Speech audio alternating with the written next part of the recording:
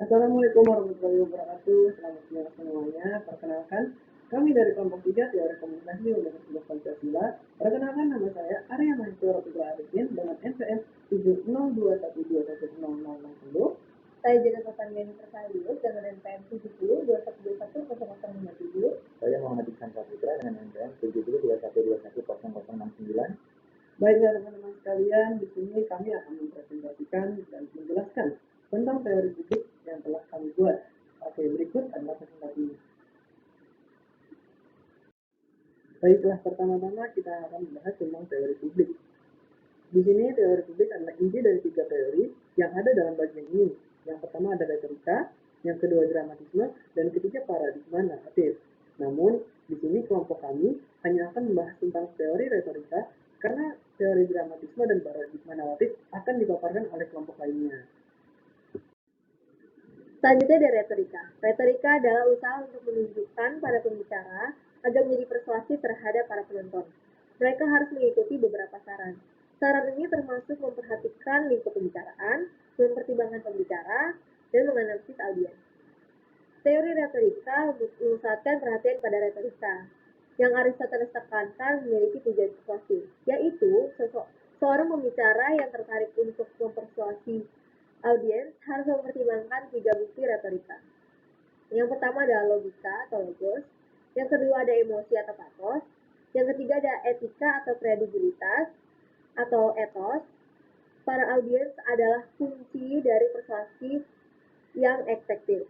Dan silogisme relatif menuntut para audiens untuk memasukkan bagian yang hilang dalam pidato yang digunakan dalam persuasi. Pencetus teori retorika dalam teori publik yaitu Aristoteles. Selanjutnya ada sejarah.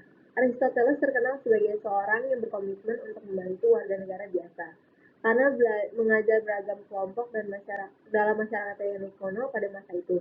Seorang laki-laki yang memiliki sebuah ladang.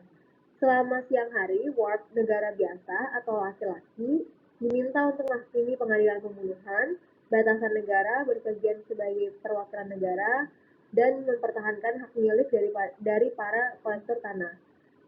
Oleh karena itu, warga negara menyewa sophist atau para guru yang berbicara di depan umum, karena tidak ada pengacara profesional pada masa itu, untuk menginstruksikan mereka mengenai peraturan mendasar mengenai persuasi.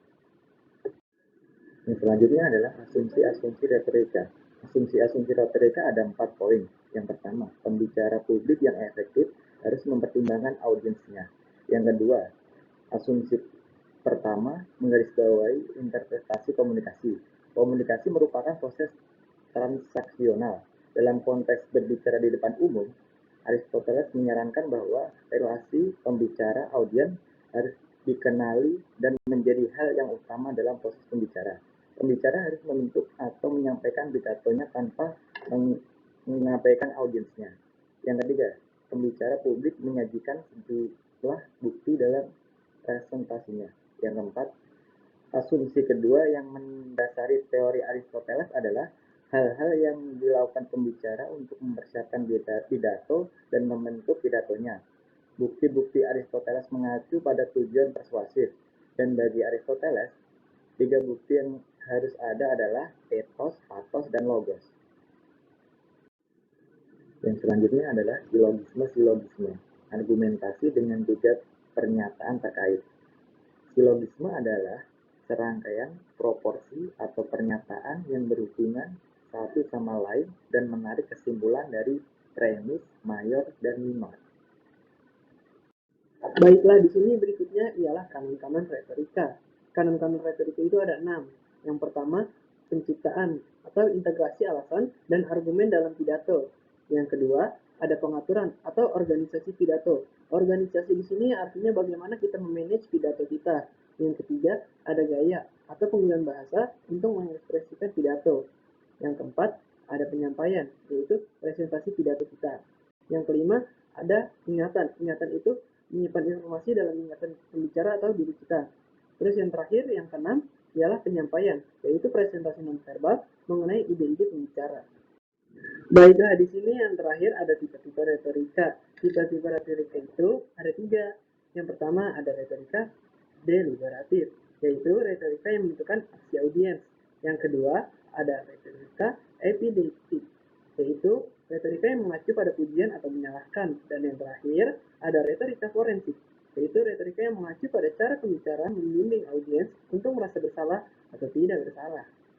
Baiklah, terima kasih telah menyaksikan presentasi dari kami. Kurang lebihnya kami bermohon maaf. Bila itu taufiq wal hidayah. Wassalamualaikum warahmatullahi wabarakatuh. Selamat siang semuanya.